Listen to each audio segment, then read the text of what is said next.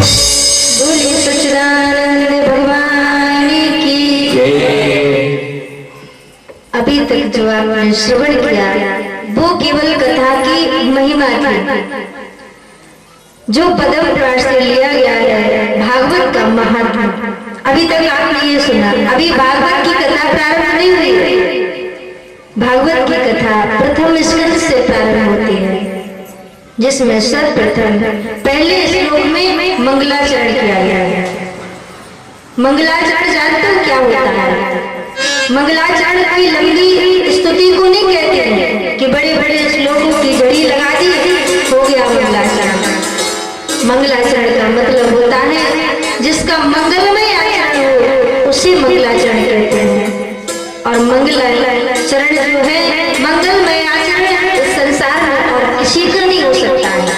मंगलमय आचरण तो केवल और केवल भगवान का है, इसलिए हमेशा भगवान का ही मंगलाचरण किया जाता है। मंगलाचरण में वर्णन आया जन्माद्यस्य यतोन्मयादि करतः चार कोश विज्ञा स्वराट तेने ब्रह्म हृदय आदि कवये मुह्यन्ति यत् सूर्य तेजो वारिमृतां यथा विनिमयो यत्र सर्गो मृषा धाम्ना स्वेन सदा निरस्तत्वकं सत्यं परम धीमहि। प्रथम श्लोक में सत्य स्वरूप परमात्मा को प्रणाम किया गया कि सत्य केवल और केवल परमात्मा है। वही सृष्टि की उत्पत्ति करते हैं, वही पालन करते हैं, और जिनकी भक्ति मात्र टेढ़ी कर लेने से संसार में प्रलय हो जाता है। भक्ति विलास सृष्टि लय हुई, ऐसे परमात्मा का मंगलाचरण किया गया है। हम सभी सत्य स्वरूप परमात्मा का ध्यान करते हैं। इसके बाद दूसरे श्लोक में धर्मा प्रोजित परमो निर्मत्सराणाम सताम वैद्यम वास्तव मंत्र वस्तु शिवदम तापत्योन्मूलनम्।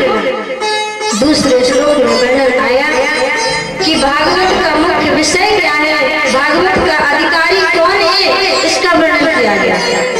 भागवत की कथा को सुनने का अधिकारी कौन है? सभी नहीं है। अधिकारी वो है जिनके अंदर से मत्सर निकल गया। मत्सर जानते हो? जिसने अपने हृदय को निर्मत्सर बना लिया। मत्सर की उपमा मच्छर से दी गई है। बोले हमें मच्छर काटता है ना तो मच्छरदानी लगा लेते हैं, और मच्छर काटता है तो क्या करोगे? मच्छर जो है वो हमें ऊपर से काटता है और मच्छर जो है अंदर से काटता है। तो ऊपर का तो उपाय कर सकते हैं, और अंदर वाला जब मच्छर काटेगा तो क्या करोगे? बोले भगवान के नाम से ही वासना का विनाश करना पड़ेगा, तभी जाकर के वो मत्सर मिटता है। मत्सर क्या है? बोले ये बड़े बड़े महापुरुषों को सताता है। मत्सर यानी मान बढ़ाई ईर्ष्या। मत्सर मानी देखो ये मुझसे भी आगे निकल गया, इसकी अगर 2 गाड़ी है तो हम इतना मेहनत करेंगे कि हम 4 गाड़ी लेंगे। यही मत्सर है। किसी की बराबरी नहीं करना चाहिए। किसी के 2 बंगले बने हैं तो हम 4 बनाएंगे। हमारे भाग्य में जो होता है हमें वही मिलता है। विचार करो, भगवान जब इस धराधाम पर आए तो भगवान ने भी अनेक प्रकार के कष्टों को सहन किया। जब भगवान ने वनवास ग्रहण किया तो माता जानकी भी उनके साथ रही। वैसे तो जानकी जी को वनवास नहीं था, राम जी को वनवास था, लेकिन जानकी जी को फिर भी दुख सहना पड़ा। क्यों? क्योंकि कोई भी व्यक्ति किसी के प्रारब्ध को नहीं मिटा सकता।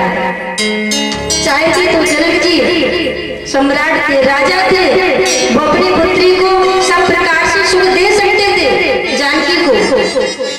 और जब भगवान वन को गए तो ननिहाल पास में था। चाहे थे अगर दशरथ जी मदद नहीं कर सकते थे तो कोई ना कोई तो मदद कर ही सकता था।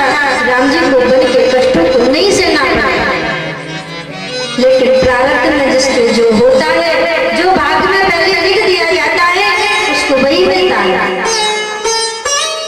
कहते हैं कंचन तजना सहज है, सहज क्रिया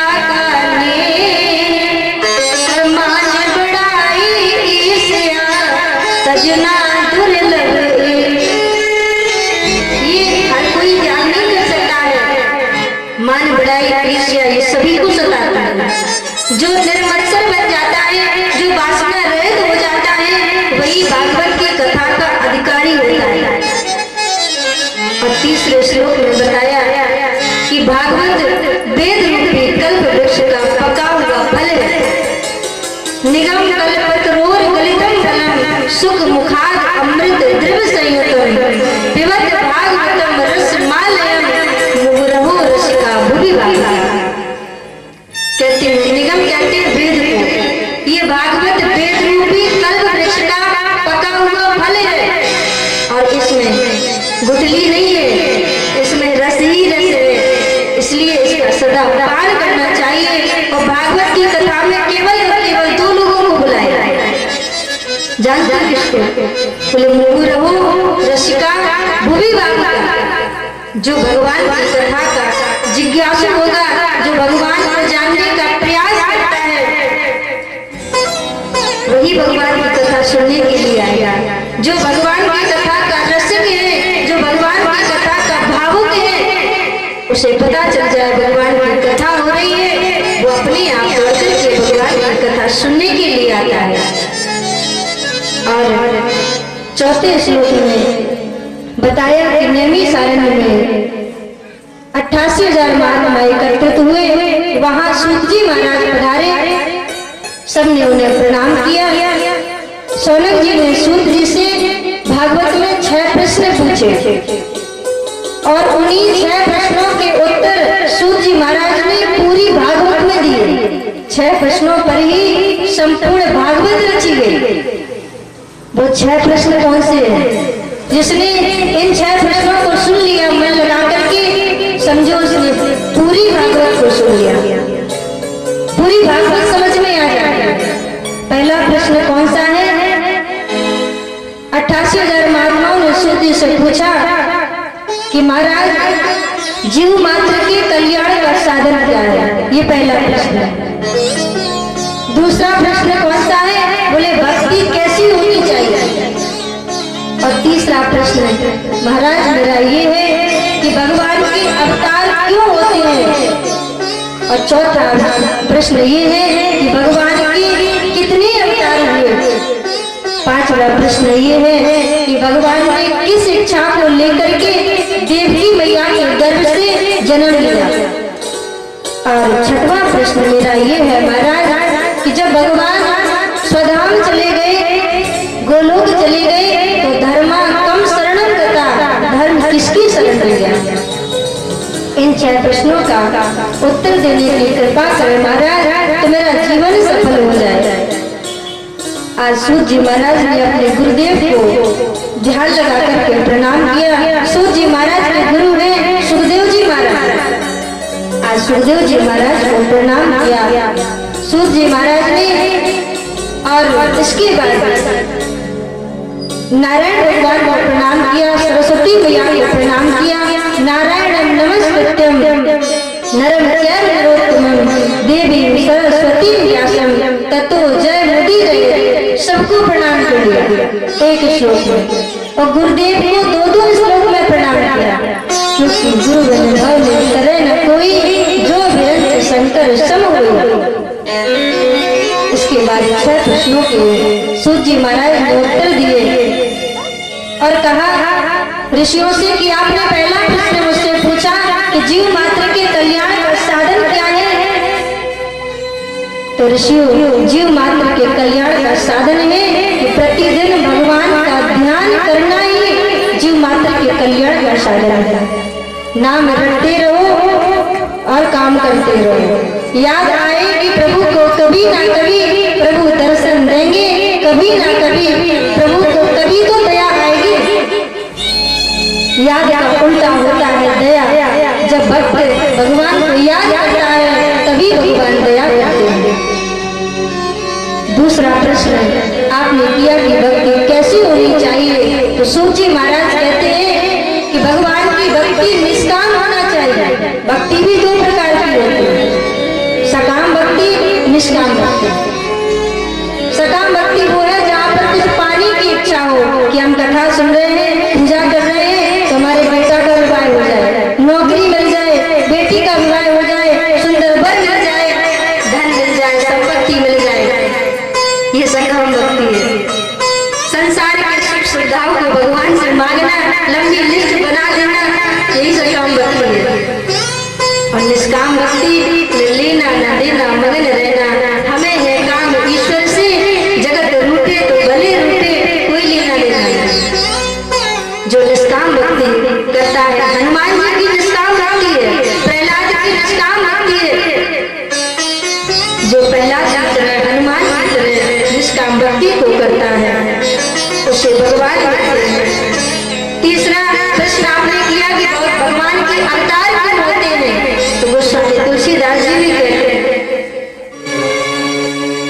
जब जब होए धर्म के हानि,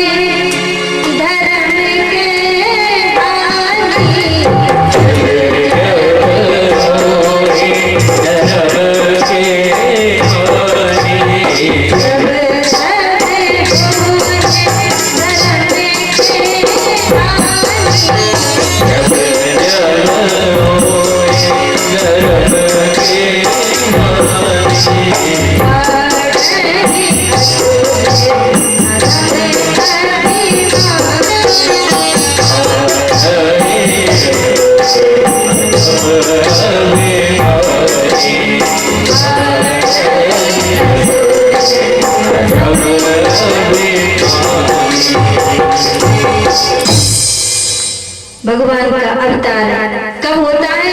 जब अधर्म बढ़ता है। विप्रदेन सुर संत लीन मनुष्य अवतार। जब पृथ्वी पर अधर्म बढ़ता है तो धर्म की स्थापना के लिए भगवान का अवतार होता है। और आपने एक प्रश्न और किया, चौथा प्रश्न कि भगवान के अवतार कितने हुए? तो भगवान के वैसे तो भागवत में 22 अवतार बताए गए हैं और 23वां हंस, 24वां हैग्रीव, ये 2 अवतार अलग से देवी भागवत में वर्णित हैं।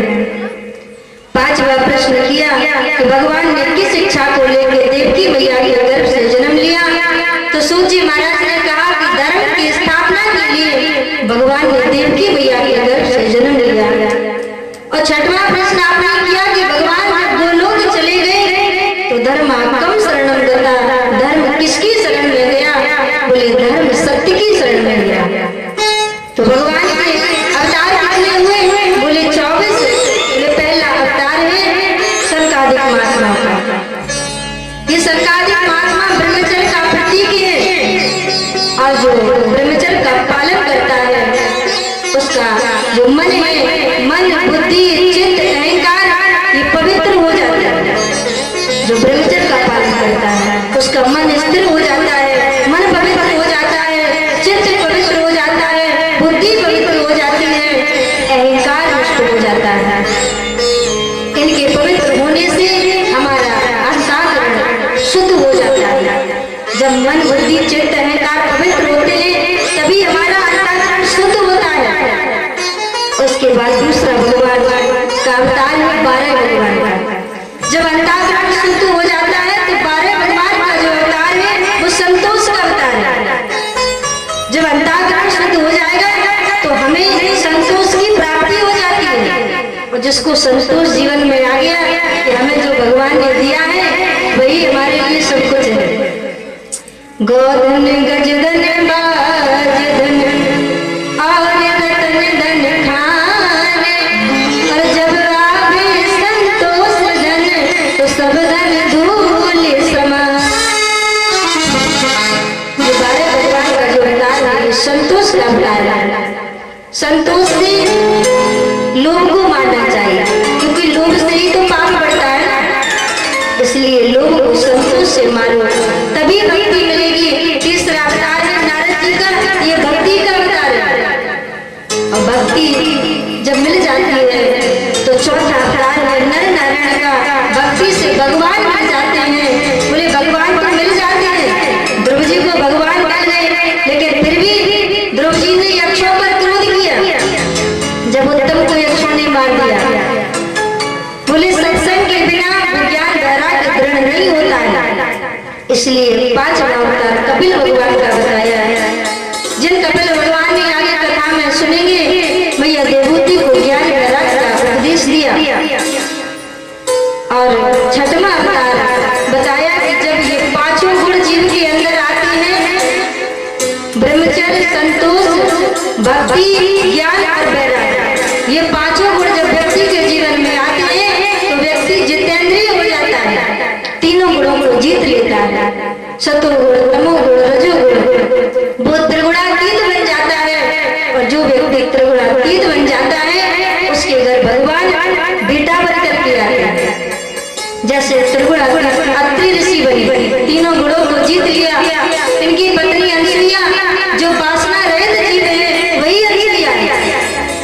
असूया रहित जीव ही अनसुईया है। जब बुद्धि असूया रहित हो जाती है,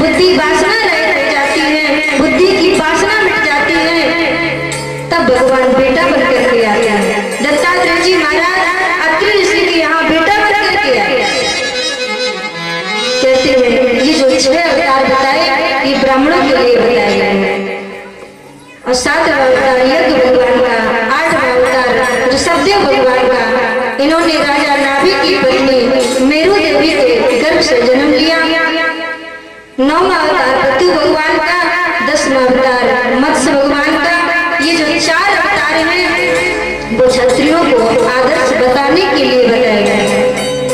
11वां अवतार भगवान का कूर्म में भगवान कच्छप बनते हैं, कछुआ बनते हैं, कूर्म अवतार लेते हैं, लेकिन भगवान कछुई बने, लेकिन भगवान फिर भी सुंदर लगते हैं।